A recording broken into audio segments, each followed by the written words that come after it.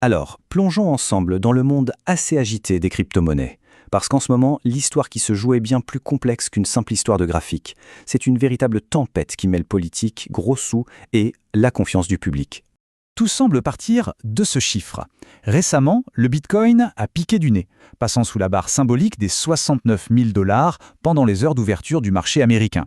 Clairement, c'est un signal qui a fait froncer quelques sourcils. Mais c'est là que ça devient vraiment étrange. Quasiment au même moment, une vague d'achats massive a liquidé près de 700 millions de dollars de positions short. Pour faire simple, ce sont des gens qui avaient parié sur la baisse du Bitcoin et de l'Ethereum. Et ils ont tout perdu. On a donc une situation complètement paradoxale. Le prix baisse, mais en même temps, des centaines de millions de dollars de paris contre le marché sont anéantis. Alors la question est évidente, qu'est-ce qui peut bien expliquer ce chaos apparent ? Pour trouver un début de réponse, il faut en fait quitter le monde des traders et regarder du côté de la politique, et plus précisément dans les couloirs du Congrès américain. C'est là que se joue une partie décisive pour l'avenir de tout le secteur. Il y a là-bas un projet de loi très attendu, le Clarity Act. L'idée, c'est de mettre enfin un cadre clair des règles du jeu stable pour les cryptos aux États-Unis. Sauf que le projet est à l'arrêt.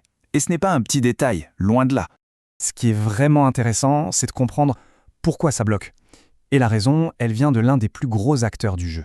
Le voilà, Brian Armstrong, le patron de Coinbase. Et il n'y est pas allé par quatre chemins. Il a publiquement rejeté ce projet de loi. Pour lui, tel qu'il est écrit, il ne ferait qu'une chose, étouffer l'innovation. C'est une prise de position extrêmement forte qui a eu des conséquences immédiates. Et là, on voit parfaitement l'effet domino. C'est limpide. Étape 1, Coinbase dit non. Du coup, étape 2, le projet prend du retard au Sénat. Ce qui nous amène à l'étape 3, une incertitude réglementaire totale. Personne ne sait quelles seront les règles demain. Et le résultat de tout ça, étape 4, la volatilité sur le marché qu'on a vue au tout début. La boucle est bouclée. Et comme si cette bataille politique ne suffisait pas, il y a un autre problème qui vient fragiliser l'écosystème, c'est la question de la confiance et des arnaques qui se multiplient.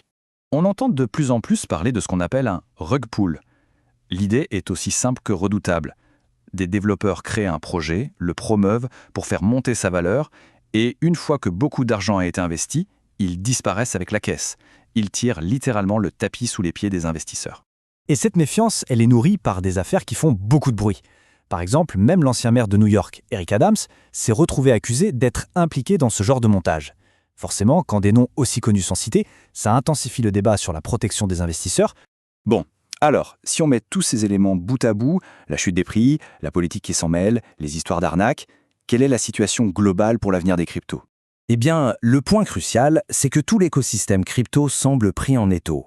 D'un côté, il y a cette énergie folle, cette volonté d'innover à toute vitesse, et de l'autre, une demande de plus en plus forte pour plus de règles, plus de sécurité, plus de régulation. Et ça nous laisse avec la question centrale, celle qui n'est toujours pas résolue. Pour le futur des actifs numériques, est-on obligé de choisir un camp ? Soit la régulation, qui peut rassurer mais aussi freiner, soit l'innovation, qui est passionnante mais aussi pleine de risques, ou bien un équilibre est-il encore possible ? La question reste ouverte.